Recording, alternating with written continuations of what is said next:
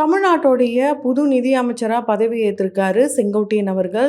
KAS இவரை பத்தி தான் நம்ம பார்க்க போறோம். அவருடைய அரசியல் பார்வை பல பேருக்கும் தெரிஞ்சிருக்கும். அதை தாண்டி அவரை பத்தின இன்ட்ரெஸ்டிங்கான விஷயங்கள் இது எல்லாத்தையும் தொடர்ந்து இந்த வீடியோல பார்க்கலாம். குறிப்பா அவர் ஏன் டிவிகேக்கு போனாரு, கண்டிப்பா அவர் கணிச்ச சில விஷயங்கள்லாம் நடந்திருக்கு. அது என்னென்ன இது எல்லாத்தையும் தொடர்ந்து வீடியோல பார்க்கலாம். அதுக்கு முன்னாடி இது வரைக்கும் யாரெல்லாம் நம்ம சினி சமூகம் சேனலை சப்ஸ்கிரைப் பண்ணலையோ அவங்க எல்லாரும் மறக்காம சப்ஸ்கிரைப் பண்ணிடுங்க. கூடவே பக்கத்துல இருக்க பெல் ஐகானையும் மறக்காம பிரஸ் பண்ணிடுங்க. கேஏஎஸ் அப்படின்ட்டு அரசியல் வட்டாரத்துல ஷார்ட்டா கூப்பிடுற ஒரு மூத்த தலைவர் அப்படின்னா அது செங்கோட்டையன் அவர்கள் தான். இவரு அதிமுக தான் பல வருட காலம், கிட்டத்தட்ட 50 வருட காலமாகவே இருந்தாரு. அப்படியே ஒரு செகண்ட்ல அவரை தூக்கி போட்டாங்க.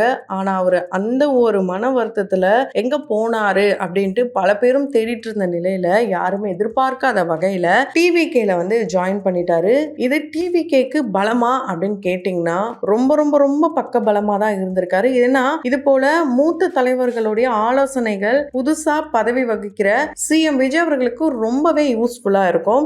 கண்டிப்பா இவருடைய வருகை பாத்தீங்கன்னா ரொம்ப பெரிய பிளஸ்ஸா தான் அமைஞ்சிருக்கு. இதை கண்டிப்பா எல்லாரும் ஒத்துக்கிட்டு தான் ஆகணும். சரி, ஏடிஎம்கேல இருந்தவரு இப்ப அப்படியே ஏன் டிவிகேக்கு வந்தாருன்னு பாத்தீங்கன்னா விஜய் அவர்கள் மேல தனிப்பட்ட பிரியம், அன்பு எல்லாமே ஆரம்ப காலகட்டத்தில இருந்தே இருந்திருக்கு. அதனாலதான் குறிப்பா இவர் ஏன் இப்படிப்பட்ட ஒரு கட்சிக்கு போகணும், புதுசா தானே வராரு, அவர் ஒரு நடிகர் தானே அப்படின்னு நினைக்காம அவ்வளோ பெரிய நடிகர், அவ்வளோ கோடியில சம்பளம் வாங்குறாரு. கிட்டத்தட்ட 1000 கோடி அவர் சம்பாதிக்கலாம். ஆனா அது எதுவுமே எனக்கு வேணாம், நான் சேவை செய்ய போறேன் அப்படின்னு அவர் நினைச்சு வந்திருக்காரு. எனக்கும் நான் கிட்டத்தட்ட 50 வருட காலமாவே இந்த அரசியல்ல இருக்கேன், பல விஷயங்களை பார்த்துட்டேன், இதுக்கப்புறம் நம்ம சர்வீஸ் பண்ணலாம் அப்படின்ற எண்ணம் எனக்கும் இருக்கு. இந்த எண்ணத்தோட அவர் கூட நான் சேரும்போது கண்டிப்பா மிகப்பெரிய மாற்றத்தை கொண்டு வர முடியும். புதுசா ஒரு அரசியல் பார்வை மற்றவங்களுக்கும் கொடுக்க முடியும். முதல்ல காசு கொடுத்து நாங்க கூட்டத்தை வர வைப்போம், சாப்பாடு கொடுத்து கூட்டத்தை வர வைப்போம். ஆனா இப்ப எதுவுமே கொடுக்காமலே கூட்டம் வருதுன்னா அந்த அளவுக்கு அன்பு மாற்றம் வேணும்ட்டு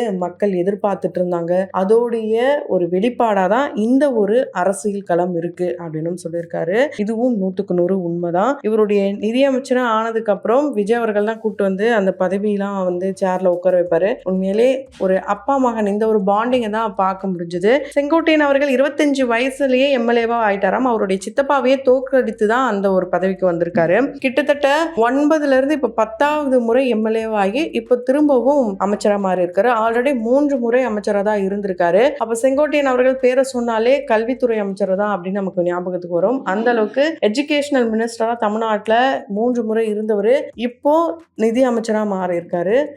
ராஜ்மோகன் அவர்கள் தான் இப்போ எஜுகேஷனல் மினிஸ்டர். செங்கோட்டையன் அவர்களுக்கு எம்ஜிஆர் மீது மிகப்பெரிய ஒரு அன்பு பற்று அப்படின்னே சொல்லலாம். அதனாலே சின்ன வயசுல ஒரு விவசாய குடும்பத்தை சேர்ந்த ஒரு நபர், அவரை பார்த்தே ஆகணும்ட்டு கூட்டத்துல ஒருத்தனா போனவர் அந்த கூட்டத்துக்கே தளபதியா மாறின கதை தான் இந்த கதை. கோபிச்செட்டிப்பாளையத்துல இருந்து கிளம்புறாரு ஒரு நபர், அவர் தான் நம்ம செங்கோட்டையன் அவர்கள். இவரு விவசாய குடும்பம், நம்ம முன்னாடி சொல்லியிருந்தோம், எந்த ஒரு பேக்ரவுண்ட் அப்படிலாம் இல்லாம இப்போ பல கோடிகளுக்கு அதிபராகவும் இருக்காரு. கிட்டத்தட்ட எம்ஜிஆர் அவர்களுடைய இந்த வரவேற்புக்கு மட்டும் 100 குதிரை 100 யானை படைகள்லாம் வச்சாராம். அதனாலே இவரை படைத்தளபதி அப்படின்லாம் கூட கூப்பிடுவாங்களாம். எம்ஜிஆர் அவர்களுடைய காலத்துல எம்ஜிஆர் அவர்களுக்கு தம்பி அப்படின்லாம் கூட சொல்லியிருக்காங்க. அண்ட் எம்ஜிஆர் அவர்களை தொடர்ந்து ஜெயலலிதா அவர்களுக்கு இவர் படை தளபதியாகவும் இருந்திருக்காரு. தளபதி தான் சொல்லுவாங்களாம் ஜெயலலிதா அம்மாவும். இவருக்கு 2 முறை துணை முதலமைச்சர் வாய்ப்புலாம் கூட வந்துதான். ஆனா இவர் எதிர்ப்புகளை தெரிவிச்சிட்டாராம், வேணாம் எனக்கு அப்படின்லாம் சொல்லிட்டாராம். எம்ஜிஆர் அவர்கள் ஜே அம்மா கிட்டத்தட்ட 1987ல இவங்க அம்மா கட்சி ஸ்டார்ட் பண்ணி அந்த ஜாயின் தான் இவர் பண்றாரு. 17 to 2026 வரைக்கும் ஒரு மிகப்பெரிய ஒரு புரட்சிகரமான விஷயத்தை தான் இவரு அரசியல் களத்துல பார்த்திருக்காரு. ஒரு வழிகாட்டியா நம்ம இருக்கணும், இப்ப டிவிகேக்கு ஒரு வழிகாட்டியா இருக்கணும் தான் இவருடைய எண்ணம். அது உண்மையாலே ஒரு நல்ல எண்ணம். நிறைய புக்ஸ் படிக்கிற பழக்கம் இவருக்கு இருக்காம், கீபோர்ட்ஸ் எல்லாம் வாசிப்பாராம். 50 வருஷமா கூடவே இருந்து நிறைய விஷயங்கள் பண்ணிருக்காரு. இவர் மேல நிறைய கான்ட்ரவர்சியான சில சர்ச்சைகள், சில கேள்விகள், சில கேஸுகள்லாம் கூட வந்திருக்கு. அந்த அமைச்சர் பதவியெல்லாம் விட்டு தூக்கிட்டாங்க. ஒரு சட்டுன்னு தூக்கி எறிஞ்ச ஒரு கதை தான் இவருடைய கதை. இவர் ரொம்பவே தூங்காம நைட்டு ஃபுல்லா மன உளைச்சல்லாம் கூட இருந்தாராம். காணாம போனதுக்கான காரணமும் அதுதானாம். அதுல இருந்து மீண்டு தான் இப்போ டிவிகேல இணைஞ்சிருக்காரு. இப்ப 2 சவால்கள்லாம் கிடையாதான், 3 சவால்கள் இருக்காம். ஏன் அப்படின்னு பாத்தீங்கன்னா பாஜகவையும் சேர்த்துதான் இவங்க சொல்லியிருக்காங்க. சிங்கம் தனியா தான் வரும், அந்த மாதிரி தான் என்னுடைய தலைவர் விஜய் அவர்களும் தனியா ஆட்சி அமைச்சிருக்காரு.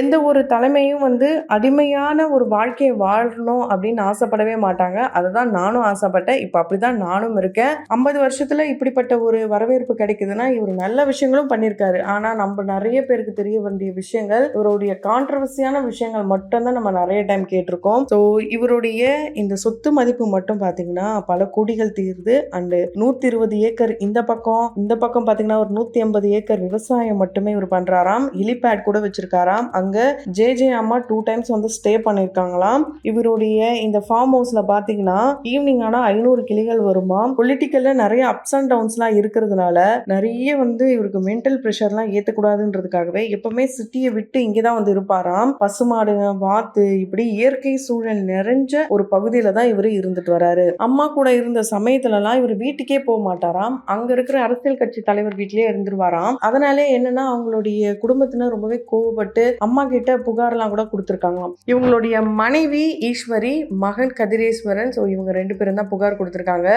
அப்போ ரொம்பவே கடுமையா வந்து கூப்பிட்டு, என்ன நீ வீட்டுக்கே போக மாட்டேறியாம என்ன கதை, இப்படிலாம் வந்து ஜே அம்மா வந்து இவரை வந்து வார்னிங் கொடுத்ததாகவும், இது அந்த டைம்ல அங்கிருந்த வட்டாரத்துல ரொம்ப பெரிய விஷயமா பேசப்பட்டதாக கூட சொல்லப்படுது. ஜே அம்மா இருந்த காலத்துல இவர் மேல சில சட்ட சிக்கல்கள்லாம் இருந்த காலத்துல அவங்க இறக்குற வரைக்கும் பணி நீக்கம்லாம் கூட பண்ணியிருந்திருக்காங்களாம். ஸோ அந்த அளவுக்கு ரொம்ப ஸ்ட்ரிக்டான அம்மாவாம். அண்ட் இப்போ வரைக்கும் அவங்க மேல ரொம்பவே பற்றுதலோட அந்த போட்டோ வச்சிருப்பாரு. ஸோ நீங்க என்ன பண்ணணும்னு நினைக்கிறீங்க பண்ணுங்கன்ட்டு இவருடைய இப்ப இருக்கிற புதிய தலைவர் விஜய் அவர்கள் சொன்னதுனால ரொம்பவே அவருடைய எண்ணங்கள், அவருடைய என்னென்னலாம் பண்ணணும்னு ஆசைப்பட்டாரோ எல்லாத்தையுமே சொல்லிட்டு இருக்காராம். ஒவ்வொன்றையுமே விஜய் அவர்கள் காது கொடுத்து கேட்கறதாக கூட சொல்லியிருக்காரு. எம்ஜிஆர் அவர்களுக்கு பில்லர், அம்மாவுடைய படை தளபதி, இப்படி இவர் வந்து சொல்லிக்கிட்டே போகலாம். என்னதான் இத்தனை வருஷம் இவர் வந்து இங்க இருந்தாலுமே பாத்தீங்கன்னா இப்போ விஜய் அவர்கள் கூட சேர்ந்ததுக்கு அப்புறம் தான் இன்னும் இவர் பவர்ஃபுல்லா பேசப்பட்டு வர்றாரு. அதுவும் ஒரு முக்கியமான விஷயம். இவர் இப்போ வரைக்கும், அதாவது உயிர் உள்ள வரை டிவிக்கே அப்படின்னு சொல்லிட்டாரு. ஏன்னா அந்த அளவுக்கு கண்டிப்பா நினைச்சது எல்லாத்தையுமே பண்ண முடியும். விஜய் அவர்கள் ஒத்துழைக்கிறாரு. மக்களும் ரொம்பவே வந்து விருப்பமா இருக்காங்க அப்படின்னு சொல்லியிருக்காரு. இவர் தான் சொல்லியிருப்பாரு விஜய் அவர்கள் ஜெயிப்பாரு, எந்த ஒரு சந்தேகமும் கிடையாது. அண்ட் அதிமுகல இருந்து கூட நிறைய எம்எல்ஏக்கள்லாம் இவருக்கு சப்போர்ட் பண்ணுவாங்க சொல்லியிருந்தாரு. ஆரம்பத்துல அதை யாருமே நம்பாம தான் இருந்தாங்க. ஆனா இப்ப நடக்கிற ஒவ்வொருத்தையும் பார்த்தா இவர் ஜோசியரா கூட இருப்பாரு போல இருக்கு. ஏன்னா அந்த அளவுக்கு சொன்ன எல்லா விஷயங்களுமே நடந்துட்டு வருது. உண்மையாலே டிவிக்கோடைய முக்கியமான மூத்த தலைவர்கள்ல இவர் ஒருவர். கண்டிப்பா ஒரு அடுத்த ஒரு அப்கிரேடு தான் சொல்ல முடியும். இந்த கிராஃபை பார்த்தீங்கன்னா வளர்ச்சி பாதையை நோக்கி தான் போயிட்டு இருக்கு. அதுக்கு முக்கிய புள்ளியாகவும் செங்கோட்டையன் அவர்கள் இருக்காரு. பல பேரும் இவருக்கும் வாழ்த்துக்களை சொல்லிட்டு வராங்க. கண்டிப்பா இவங்க எல்லாருமே சேர்ந்து மக்களுக்கு நல்லது செய்வாங்கன்னு நம்பலாம். இவரை பத்தி நீங்க என்ன நினைக்கிறீங்க? அண்ட் இதுக்கு முன்னாடி இவர் என்ன வேணாலும் பண்ணி இருந்திருக்கலாம். அதெல்லாம் தூக்கி போட்டுட்டு இப்ப இவரு என்ன பண்ண போறாரு, இதை மட்டும் தான் நம்ம பார்க்கணும். கண்டிப்பா மக்களும் வந்து சப்போர்ட் பண்ணணும் அப்படின்றத தான் சொல்ல முடியும். ஸோ தொடர்ந்து வீடியோஸ் பாருங்க. இவரை பத்தி என்ன நினைக்கிறீங்கன்றத கமெண்ட் பாக்ஸ்ல கமெண்ட் பண்ணுங்க. அதுக்கு முன்னாடி நம்ம சினி சமூகம் சேனலை சப்ஸ்கிரைப் பண்ணிடுங்க. பக்கத்துல இருக்க பெல் ஐக்கனையும் மறக்காம பிரஸ் பண்ணிடுங்க.